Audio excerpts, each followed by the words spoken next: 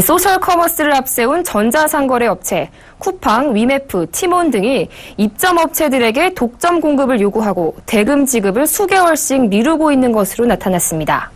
소셜 커머스 업체들의 갑질 논란은 이번 국감에서도 주요 이슈로 다뤄질 전망입니다.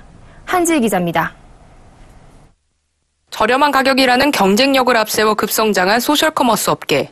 무리한 독점 공급 요구와 대금 늑장 지급 등 갑질 논란이 끊이질 않습니다. 업계 1위 쿠팡은 납품업체에게 일종의 프로모션을 제안하며 물건 독점 공급을 요구했습니다. 쿠팡과 독점 공급 계약을 맺는 순간 납품업체는 다른 제품 공급처를 무조건 잃게 되는 구조입니다. 대부분의 소셜커머스 판매자들은 쿠팡, 위메프, 티몬에 공동으로 물건을 납품하고 있기 때문에 이런 마케팅은 중소판매업자에게는 난감한 상황일 수밖에 없습니다. 독점 공급을 거절할 경우 홈페이지에서 노출이 제한되는 등 불이익을 당해 곧 매출 감소로 이어지기 때문입니다. 현행 공정거래법은 거래 상대방의 사업 활동을 부당하게 구속하는 조건으로 거래하는 행위인 구속 조건부 거래를 금지하고 있어 위법 소지가 다분하다는 의견이 우세적입니다. 판매 대금도 3, 4개월에 걸쳐서 나눠 지불하고 있었습니다. 보이지 않는 어음 결제 형태인데 상당수의 중소 납품업체들이 소가리만 하고 있습니다. 대규모 유통법에 따르면 대규모 유통업자는 납품업자에게 40일 이내에 상품 판매 대금을 지급해야 합니다.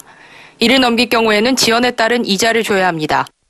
하지만 위메프의 경우 판매 대금 지급을 미루면서 해당 업체에게는 이자 한 푼 주지 않았습니다.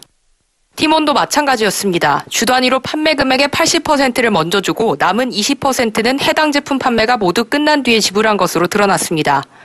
뿐만 아니라 소셜커머스 업체 모두 배송 지연에 따른 보상비를 납품업체에게 전가하고 있었습니다. 배송 지연이나 품절로 소비자가 구매를 취소하면 판매 대금의 최대 30%를 벌금 형태로 물기도 했습니다. 마케팅은 고객 가치를 생각하는 거지 실적을 개선하기 위해서 온갖 술수를 쓰는 거를 마케팅이라고 할 수 없거든요. 시장의 논리로 안 되면 공적인 어떤 걸 가지고라도 이런 일이 발생되지 않게끔 해줘야 되죠. 재발하면 그런 경우에는 아주 강력한 어떤 처벌을 하는 것도 방법이죠. 오는 15일 열릴 국감에서도 거래상 지위를 남용한 소셜커머스 업체들의 불공정 거래 관행이 주요 내용으로 다뤄질 전망입니다. 서울경제TV 한지희입니다.